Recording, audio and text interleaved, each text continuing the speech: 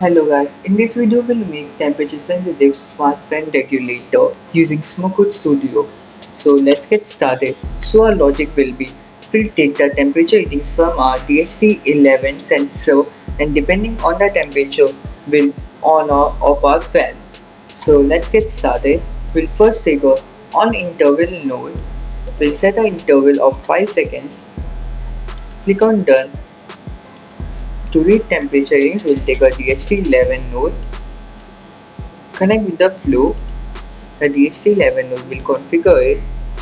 The DHT11 pin will be 13, which will read our temperature and humidity sensor data. In the output parameter, we'll get temperature and humidity. Temperature will be stored in the variable name temperature and humidity in the variable name humidity. Click on done. We'll take a display num node to print the temperature in our serial display. I'll label it as temperature. We'll take a if node to check whether a condition to add a condition that if temperature is more than 20 degrees Celsius on fan, if it's less than off the fan. Click on done. I will take a motor node, DC motor node, to start and stop my DC motor, which is my fan. So I'll configure my DC motor node. It's my motor mode is 2-pin direction. Pin 1 is at pin 4 and my pin 1 is pin 2 and pin 2 is my pin 4.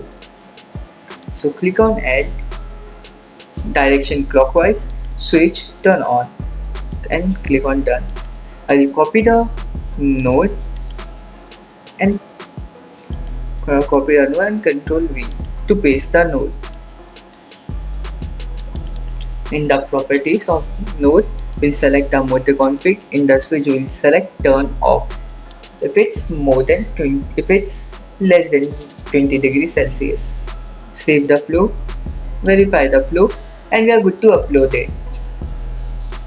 Go to serial display, select port, clear output. So as we can see, our temperature is at 24 degrees Celsius now, which is more than 20. So our fan will run, means it's on.